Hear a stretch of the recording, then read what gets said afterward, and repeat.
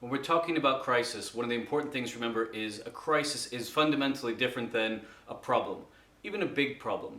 And one of the things we deal with as leaders in organizations of every type is everyone comes in and everyone thinks whatever their issue is, whatever their problem is, whatever their challenge is definitely a crisis that needs to be addressed now.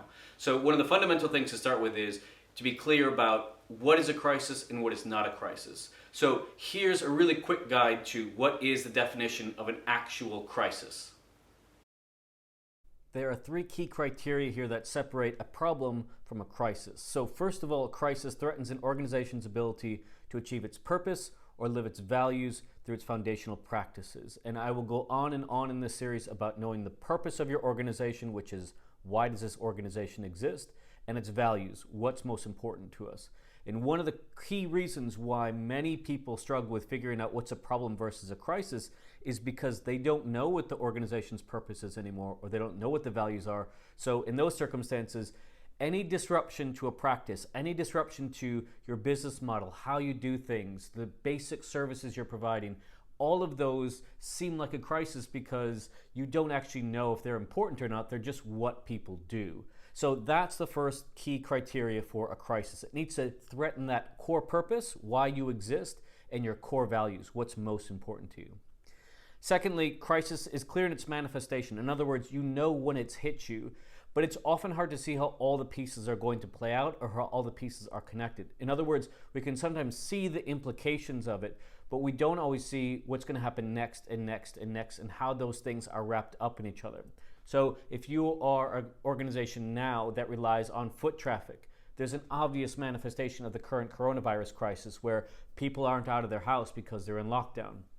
If you have a global supply chain, that global supply chain has likely been severed or at least significantly damaged, and there's no knowing when that's going to come back. So those are important and obvious manifestations, but also you don't know what the implications are. Are those relationships with your foreign suppliers going to be changed forever? Are you going to be able to find new opportunities to create those products or services?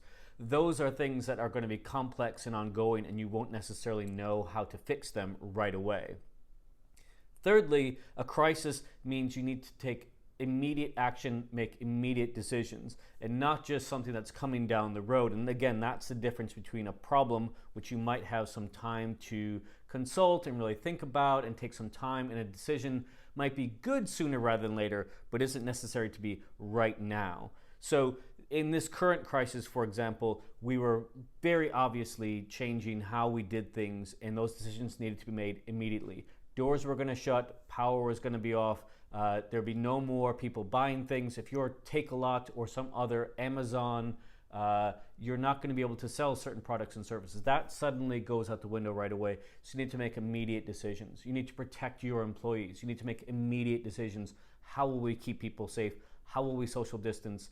You need to make immediate decisions financially. What comes next? How do we start to save money? How do we generate some income over the next few days, weeks, months to try to survive being in lockdown for a little while longer? So a crisis versus a problem. A crisis ticks all three of these boxes. A problem does not. So those definitions are really useful in a general sense because they help you to negotiate as you go about your day-to-day work, what's a crisis versus what's a problem, because that differentiates how do we actually deal with those things. Now obviously if you're talking about coronavirus, clearly a crisis. So the question there isn't really, is it a crisis? It's what kind of crisis.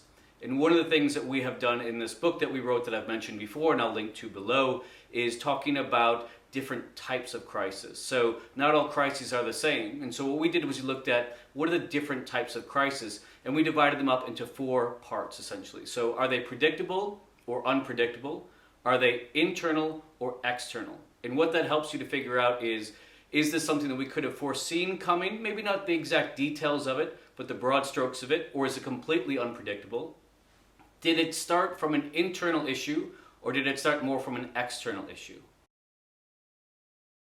So you can see here that essentially a crisis will fall into one of these 4 main categories. And again, you can actually look at these and quibble about whether one could sit in one part of this or another part of this, and you could make those arguments. But the idea here is to give a very simple, quick understanding of the different criteria and also understand how things can be similar but actually quite different. So for example, a predictable internal crisis such as a toxic organizational culture, which is if every day you know it's sort of coming to be there and everyone agrees it's sort of coming to be there, it's predictable that things are going to go wrong in that environment, versus if generally the culture is fine, but someone just out of the blue decides to do something that's a bad idea, has a horrible thing to say to a key stakeholder, lashes out suddenly for no real reason. That's unpredictable. So it's still an internal issue, but kind of comes out of nowhere. Similarly, on the external side of things, generally speaking, for example, governments will signal what their funding priorities are for the year. So you can sort of get a sense of financials. They'll also sort of forecast in terms of regulation changes. So are they going to be harder nosed about some things, so they're changing in some areas? So that's an external criteria that can lead to a crisis. So if they're going to change your funding, that can be extraordinarily bad and can create a crisis. But it might be more predictable than if there's a sudden natural disaster that is, again, external, but you don't see coming, you can't really prepare for, and it hits you all of a sudden. So again, it's an external, but it's more unpredictable. So again, you can fight about whether the current pandemic that we're in is predictable, because in some ways we know that these types of things are likely to happen. You can say it's predictable in the sense of if I have a global supply chain, there's naturally going to be disruptions. I guess the debate is then for each one of you and each one of your organizations, how predictable or unpredictable these things are, and again, how external or internally focused are they when they're created and how they're driven to move forward.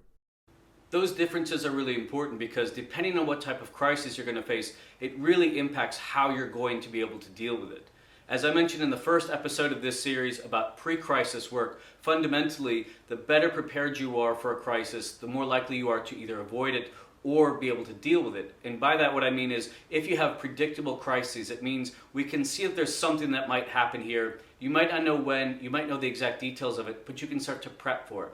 And prepping for that is doing test runs, providing training or development for people, or engaging with people who've been in similar situations before so you can start to plan ahead. With unpredictable crises, of course, the challenge is you won't see them coming, you won't have time to plan for them, and you won't really know what's coming your way. That actually puts a real premium on developing that sense of shared purpose and values as well, because it allows you to be flexible and adaptable when the unexpected happens. Now, regardless of whether the crisis you're hit with is predictable or unpredictable, what you need to remember is you're going to have to go back to the purpose and values that are shared in the organization. And again, as we talked about in the first episode, if that's in place, then you're actually in really good shape. If it's not, you're really going to struggle here, because you're going to need to move through 3 clear phases of crisis management. Stage 1 is preparation and prevention. And again, that goes back to what we talked about in the first episode, which is what kind of organization are you building? What's the organizational culture like? What are the people that you have invested in your organization or not? And that's really going to play a key role in phase 1, which is prevention and preparation. Phase 2 of the crisis life cycle is damage control. So that's, you can't avoid it, it's hit you, and it's hit you as hard as it's going to hit you. Again, if you're a well-prepared organization, if you're really strong and robust in terms of knowing your purpose and values, it will probably hit you less. Regardless, it has hit you now. Damage control phase is about how do we start to make plans, to negotiate, to figure out how to prioritize and what to do next. And we'll talk a lot more about that in future episodes. Phase 3 is a part of crisis management that often we neglect, and that's recovery and learning.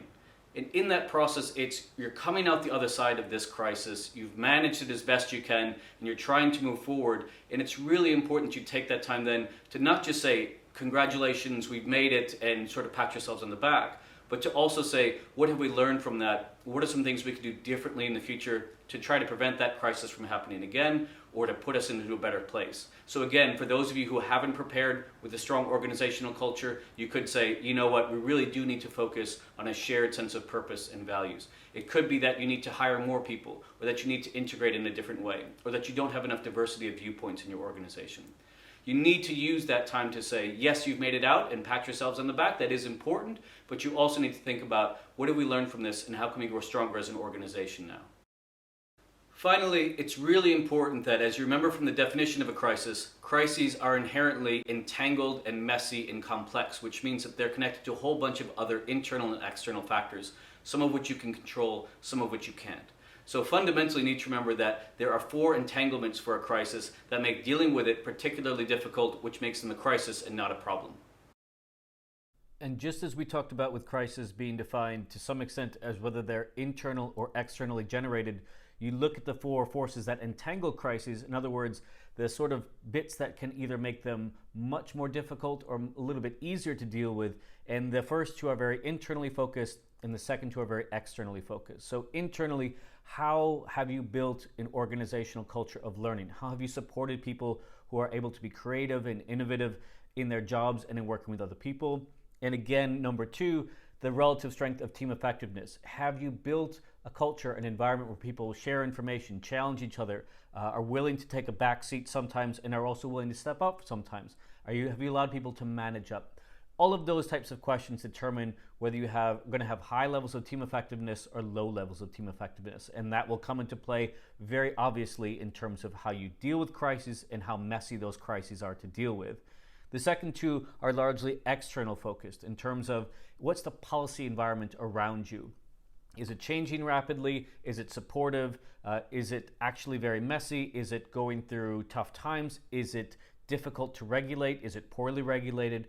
Those are all questions that are going to either make things easier or harder to deal with a crisis.